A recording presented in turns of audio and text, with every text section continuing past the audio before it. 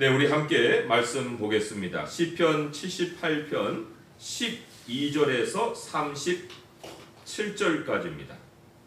78편 12절에서 37절까지 말씀 함께 읽겠습니다. 시작.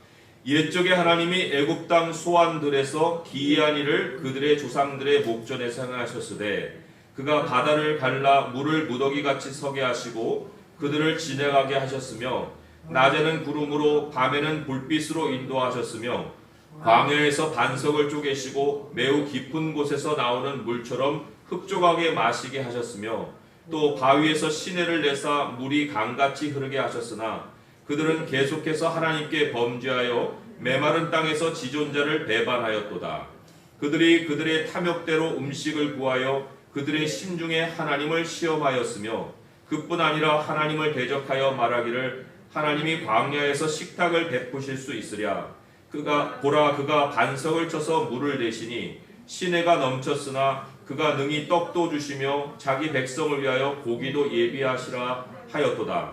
그러므로 여호와께서 듣고 노하셨으며 야곱에게 불같이 노하셨고 또한 이스라엘에게 진노가 불타올랐으니 이는 하나님을 믿지 아니하며 그의 구원을 의지하지 아니한 때문이로다. 그러나 그가 위의 궁창을 명령하시며 하늘문을 여시고 그들에게 만나를 비같이 내려 먹이시며 하늘 양식을 그들에게 주셨나니 사람이 힘센 자의 떡을 먹었으며 그가 음식을 그들에게 충족히 주셨도다. 그가 동풍을 하늘에서 일게 하시며 그의 권능으로 남풍을 인도하시고 먼지처럼 많은 고기를 비같이 내리시고 나는 새를 바다의 모래같이 내리셨도다. 그가 그것들을 그들의 진중에 떨어지게 하사 그들의 거처에 두르셨으므로 그들이 먹고 심히 배불렀나니 하나님이 그들의 원대로 그들에게 주셨도다. 그러나 그들이 그들의 욕심을 버리지 아니하여 그들의 먹을 것이 아직 그들의 입에 있을 때에 하나님이 그들에게 노염을 나타내사 그들 중 강한 자를 죽이시며 이스라엘의 청년을 쳐 엎드려뜨리셨도다. 이러함에도 그들은 여전히 범죄하여 그의 기이한 일들을 믿지 아니하였으므로 하나님이 그들을 날들에 헛되이 보내게 하시며 그들의 횟수를 두려움으로 보내게 하셨도다. 하나님이 그들을 죽이실 때에 그들이 그에게 구하며 돌이켜 하나님을 간절히 찾았고 하나님이 그들의 반석이시며 지존하신 하나님이 그들의 구속자이심을 기억하였도다. 그러나 그들이 입으로 그에게 아첨하며 자기 혀로 그에게 거짓을 말하였으니 이는 하나님께 향하는 그들의 마음이 정함이 없으며 그의 언약에 성실하지 아니하였음이로다. 아멘. 사람은 자기 방식으로 미래를 예견하고 또 기대합니다. 그런데 하나님은 언제나 기이한 일로 우리의 삶을 이끌어 가십니다. 우리가 종이 비행기를 만드는 정도면 하나님은 제트기를 날리는 수준으로 상황을 인도하세요. 사람이 걸어가도 땅은 진동하지 않습니다. 탱크가 우우우 하고 이렇게 지나가면 땅이 흔들립니다. 하나님은 항상 일하시는 방식이 우리하고 다릅니다. 그것은 하나님께는 너무나도 일상적인 건데 우리는 그것이 매우 익숙하지가 않습니다. 하박국 3장 5절에서 6절을 보면은 하나님이 남쪽에서 걸어오실 때의 모습을 이렇게 묘사를 했어요. 역병이 그 앞에 행하며 불덩이가 그의 발밑에서 나오는도다. 여기 역병이라는 것이 오늘날의 코로나예요. 하나님이 행군하실 때에 역병이 그 앞에서 행하며 불덩이가 그의 발밑에서 나온다. 하나님이 발을 뛸 때마다 발바닥에서 불덩이가 떨어지는 이러한 모양을 지금 묘사를 했는데 그의 행하심이 예로부터 그러하도다. 이게 일회성의 사건이 아니라 하나님이 행하시는 패턴이 이렇다 라고 성경이 선포를 하고 있습니다. 하나님은 이번에도 다음에도 그 다음에도 계속해서 일하실 때에 그 하시는 방식이 매우 기이하다는 것입니다. 그것을 숨기고 행하시는 것이 아니고 12절에 보게 되면 옛적에 하나님이 애굽 땅 소환들에서 기이한 일을 그들의 조상들의 목전에서 행하셨으되 목전에서 목격자가 있습니다. 성경에 기록된 모든 하나님이 일으키신 사건은 다 목격자들이 기록한 거예요. 나타나지 않은 일들을 상상으로 적은 것이 아니라 하나님이 주시는 말씀, 일으키시는 사건, 이런 것들을 다 눈으로 보고 기록을 한 것이 바로 성경입니다. 오늘 말씀에 여러 가지 기이한 일들을 소개했을 때 13절에 보면은 그게 홍해 사건이에요. 바다를 무더기같이 서게 하셨다. 14절에 보면 구름과 불빛으로 인도하셨고 15절에 보면 반석을 쪼개서 물을 내셨어요. 이런 것이 하나님이 일하시는 방식이에요. 어떻게 하나님이 이런 일을 하실까? 그것은 17절에 소개되는 하나님의 모습 때문에 그래요. 17절에 보게 되면 지존자라는 말이 나옵니다. 지존자, the most high 라는 말이에요. 가장 높으신 분, 상대가 없는 분이에요. 하나님은 비교할 수가 없어요. 우리가 우리 방식으로 미래를 예견하는 것은 우리가 딱만 알기 때문에 그래요. 우리 머릿속에 돌아가는 방정식이 1차, 2차, 3차 방정식 이런 거예요. 그러나 지존자의 세계는 완전히 다른 차원입니다.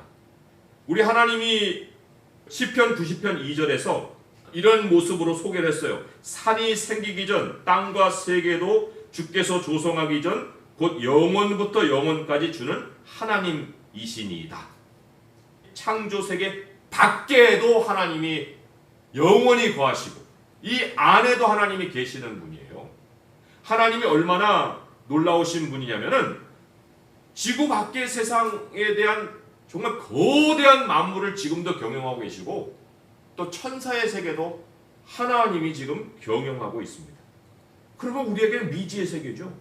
몰라요. 그런 상황에 어떤 일들이 벌어지는지, 태양계 밖에서 어떤 일이 있는지 모르는데 그러한 미지의 세계가 하나님 안에 있고 영적인 세계도 하나님이 운영하고 계신다는 겁니다.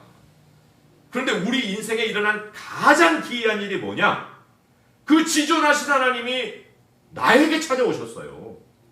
그 하나님이 내 안으로 들어오셨습니다. 육체로만 살고 있던 나인데 내 안에 하나님이 생명을 낳으셨어요. 하나님이 내게 주신 생명의 표시가 뭐냐면 우리가 하나님을 아버지로 부르는 겁니다.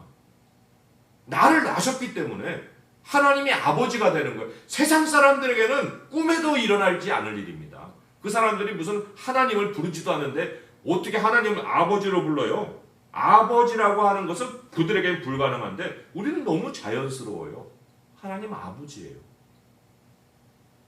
이제 내가 살아가는 삶의 인생 환경이 땅이 아닙니다. 지존자가 우리의 삶의 환경이 되셨어요. 우리는 하나님 안에 머물러 살고 있습니다. 지존자 하나님께 다 맡기면 돼요. 하나만 맡기는 것이 아니라 나를 다 이미 하나님이 나를 가지고 계세요. 지존자를 믿으면 되는 거예요. 하나님이 나를 자녀 삼으신 것이 뭐 일회성 기이한 일이겠어요? 아닙니다. 절대적인 믿음을 갖게 해주신 사건이에요.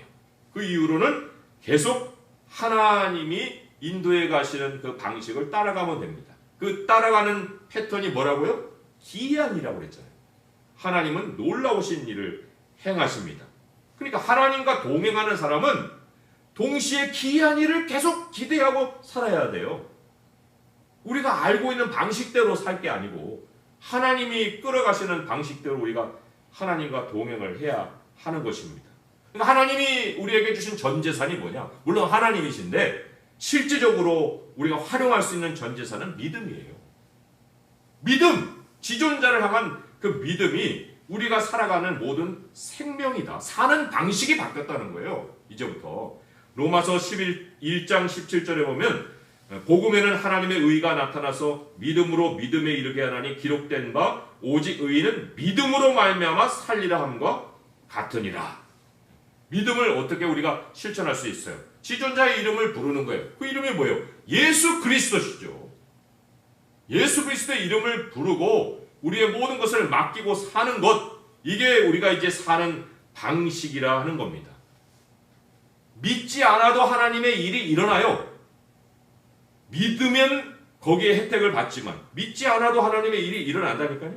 베드로 전서를 하나 인용해서 읽어드리겠어요. 베드로전서 2장 6절에서 8절의 말씀인데 이런 말씀이 기록되어 있습니다. 베드로전서 2장 6절에서 8절이에요.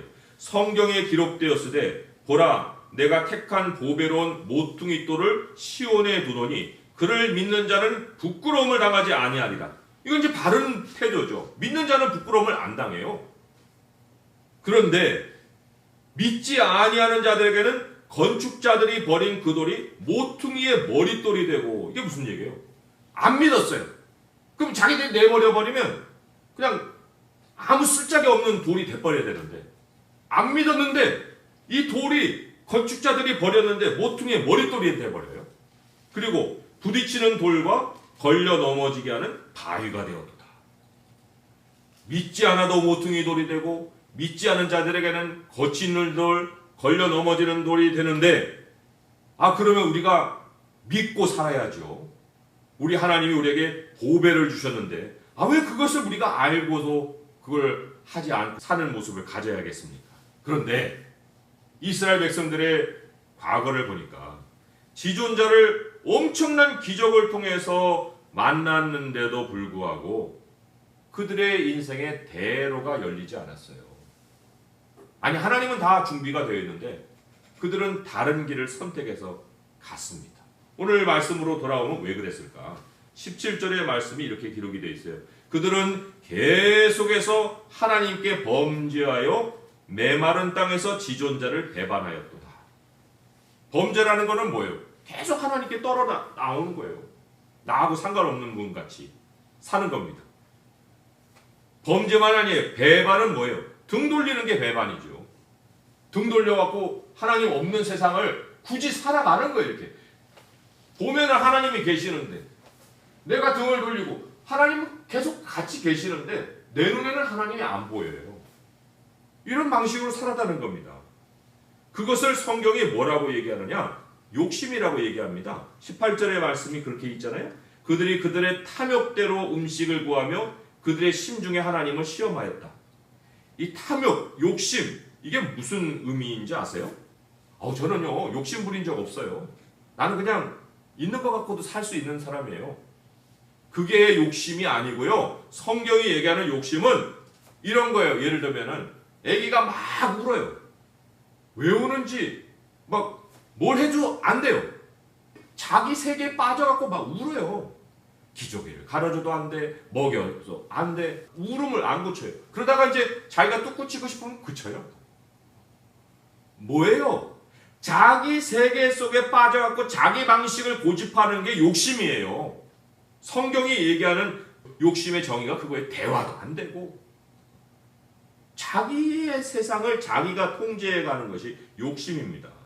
그래서 자기 방식을 고집한 이스라엘을 오늘 19절과 20절에 이렇게 만나죠. 그뿐 아니라 하나님을 대적하여 말하기를 하나님이 광야에서 식탁을 베푸실 수 있으랴?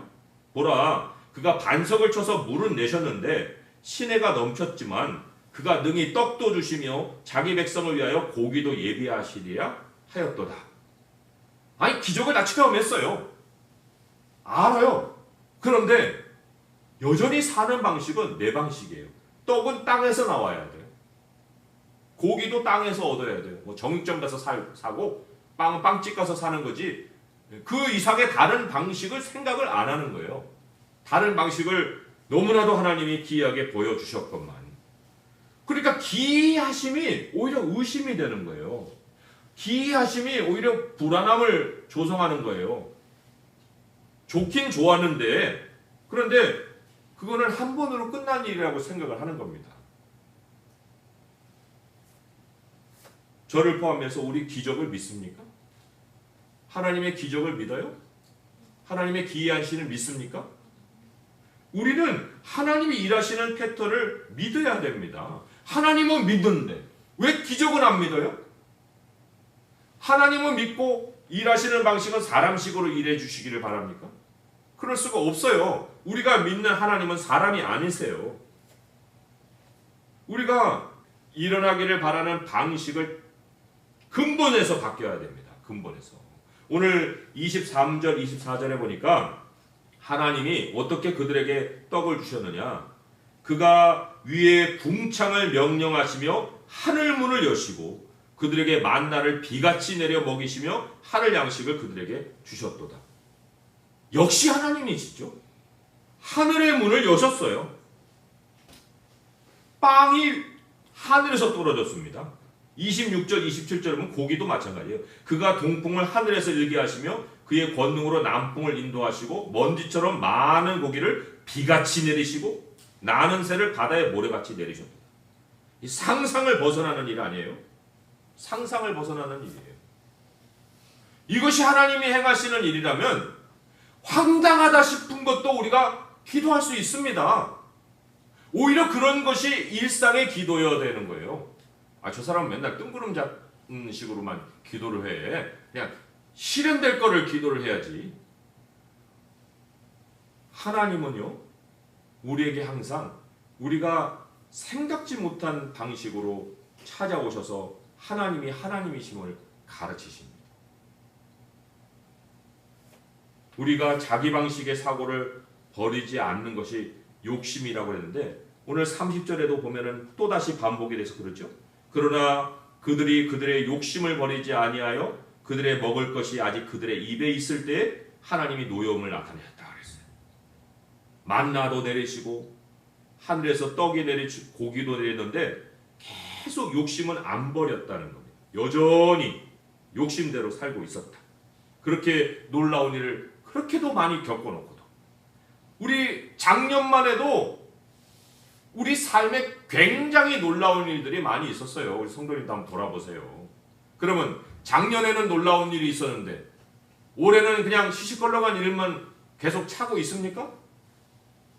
재작년에도 10년 전에도 하나님은 똑같은 일을 행하셨어요. 32절로 또 옮겨가 봅니다. 이러함에도 그들은 여전히 범죄하여 그의 기이한 일들을 믿지 아니하였으므로 하나님이 일하시는 방식에 신뢰를 두지 않았다. 그래서 찾아온 결과가 뭐였느냐? 33절이 굉장히 중요한 말씀이에요. 하나님이 그들의 날들을 헛되이 보내게 하시며 그들의 햇수를 두려움으로 보내게 하셨도다. 헛되게 보내게 하셨다는 게 뭐예요? 정말 기이한 일로 인해서 하나님이 우리에게 놀라운 일을 행하여 주셔서 매 순간 생동력 있게 보낼 수 있었는데 그게 못 보낸 거예요. 그것만입니까? 헛된 것만 있는 것이 아니고 그들의 햇수를 두려움으로 보내게 하셨도다. 정말 기이한 일 때문에 매일 두렵지 않고 살 수도 있었는데 근데 그 기이한 일에 대한 믿음을 두지 않으니까 그냥 오늘 나 어떻게 살지? 내일은 정말 뭐가 있는 거예요? 맨날 그런 머릿속에 염려만 싸매고 있으면서 스스로 어둠을 택해 살아왔다. 하나님이 그렇게 또 보내게 하셨다는 거예요. 하나님이 거기에 대해서 그런 방식을 선택하게 되면 그들에게 그냥 내버려 두시면 그들이 당하는 형벌이 뭐겠습니까? 그게 죽음이에요. 그게 죽음입니다. 다른 게 아니에요. 우리 마음의 근심이 더 깊어지고 그게 신경을 썩게 만들고 그리고는 우리 몸에 병이 들고 스스로가 죽음의 길로 걸어 들어가는 거예요. 그래서 이 34절에 보면은 하나님이 그들을 죽이실 때라고 나오죠. 죽이실 때. 그런데 참 사람은 청개구리 같은 것 같아요. 하나님이 그들을 죽이실 때 그들이 그에게 구하며 돌이켜 하나님을 간절히 찾았고 자기가 급해지니까 이제 막 하나님께 나오는 거예요. 나 죽어요 하나님. 그런데 하나님이 그러한 사람의 평가를 어떻게 내리셨어요? 36절에 그러나 그들이 입으로 그에게 아첨하며 자기 혀로 그에게 거짓을 말하였다. 하나님께 마음이 고정이 되어 있지 않은 상황에서 매달렸다는 겁니다. 37절에 보니까 이는 하나님께 향하는 그들의 마음이 정함이 없으며 그의 언약에 성실하지 아니하였음이로다. 그러니까 자기 죽는다고 외치는 기도는 하나님 보실 때는 아첨이다. 거짓이구나. 너 또 채워주면은 다시 네 방식으로 돌아갈 거지? 내가 매번 기이한 일로 채워주려고 하는데 너 또 다시 들어가면은 주식에 손대고 부동산 손대고 그래서 그냥 1억 2억이니 뭐 이런 거 쌓아놓고 살려고 그러지. 거기에서 너가 살 길이 있다고 생각하는 거지. 그 하나님이 다 읽어보신다는 거예요. 우리 정말 아첨 안 했어요? 하나님께 거짓말 안 했습니까? 정말 하나님만 믿고 왔습니까? 이 말씀이 우리에게 그것을 도전하고 있습니다. 그래서 우리가 매번 만족하며 사는 길 속에서 하나님께 감사가 터져 나왔어요? 아니면 지금도 머릿속에는 살 길은 내 방식으로 정해놓고 하나님은 잠깐 도와주시는 분으로 여기고 있습니까? 우리 시편 91편이 지존자를 가르치는 최고의 시편입니다. 시편 91편. 이걸 다 읽으면 좋겠는데 그 중에서도 시편 91편 9절에서 11절의 말씀 3절만 읽어볼게요. 시편 91편 9절에서 11절 말씀입니다. 같이 한번 읽어봅니다. 시작. 내가 말하기를 여호와는 나의 피난처시라 하고 지존자를 너의 거처로 삼았으므로 화가 내게 미치지 못하며 재앙이 내 장막에 가까이 오지 못하리니 그가 너를 위하여 그의 천사들을 명령하사 내 모든 길에서 너를 지키게 하심이라. 역시 하나님이세요. 왜 역시 하나님이에요? 그가 천사들을 명령하사 내 모든 길에서 너를 지키게 하심이라. 하나님의 방식이 다르죠? 다릅니다. 뭐 FBI 요원을 보내가지고 뭐 우리에게 바디가드를 붙여서 그렇게 안전하게 지키시는 게 아니에요. 지존자만의 무게가 있어요. 하나님만의 방식이 있다는 거예요. 제가 이것을 읽으면서 또 하나 생각해 본 것이 전도를 어떻게 하느냐. 추수의 주인에게 일꾼을 보내달라고 기도하라고 했잖아요. 우리는 그 기도를 하면서 사람이 우리에게 보내지기만을 기도를 했어요. 근데 성경을 보면요. 인자가 올 때 하나님이 천사를 사방에 풀어가지고 하나님 백성을 다 모으십니다. 택한 백성을 다 모아요. 추수의 마무리를 누가 하냐? 천사들이 합니다. 그러면 하나님께 구하라가 있으니 추수의 주인이 주님이시잖아요. 하나님의 방식으로 전도해 주세요. 하나님의 방식으로 하나님 백성을 끌어오세요. 그러면 하나님 누구를 동원하시겠어요? 우리를 사용하시지만 또 하나님 방식으로 천사들을 풀어서 사방에서 하나님 백성들을 끌어오십니다. 그러한 지존자의 일이 있는데 그렇게 귀한 일을 행하실 수 있는 하나님이 계신데 왜 우리의 3차 방정식을 못 벗어나가지고 우리의 생각에서 스스로를 고문하고 있느냐, 그런 얘기입니다. 지존자를 믿어야 합니다. 이제부터 귀한 일을 구하세요. 큰 일을 구하십시오. 내 스스로 황당하다 생각할 것도 하나님께는 전혀 황당한 것이 아닙니다. 내 수준으로 하나님을 기대하지 마세요. 하나님의 약속만큼 기도하시는 거예요. 하나님의 약속만큼 예수 그리스도의 이름을 부르면서 하나님을 의지하는 것입니다. 마지막 제가 마무리하면서 예레미야 33장 2절에서 3절의 말씀을 읽어드립니다. 이를 행하시는 여호와, 그것을 만들며 성취하시는 여호와, 그의 이름을 여호와라는 이가 이와 같이 이르시되 너는 내게 부르짖으라. 내가 내게 응답하겠고 내가 알지 못하는 크고 은밀한 일을 내게 보이리라. 아멘. 내가 알지 못하는 은밀한 일, 아는 일 정도에서 일하시지 않고 알지 못하는 은밀한 일을 내가 보이리라 했으니 이제 이후로 우리의 할 일은 지존자 안으로 들어가는 거예요. 하나님께 부르짖는 겁니다. 나의 인생의 반경을 내 방식으로 살지 않고 하나님, 내가 주님을 믿고 살겠습니다. 지존자를 믿고 살겠습니다. 이 고백을 가지고 우리 이때 정말 어려운 때지만 하나님이 행하실 것을 믿고 이 한 해도 풍성한 것으로 채워줄 것을 우리 연말에 가서 하나님께 감사하고 영광 돌릴 수 있는 성도 될 수 있기를 주님의 이름으로 축원드립니다. 기도하겠습니다. 하나님 아버지, 저희들을 먼저 용서하여 주옵소서. 우리가 우는 어린아이 같이 내 방식 안에 갇혀서 매일매일 나를 고문하고 살 때가 한두 번이 아닙니다.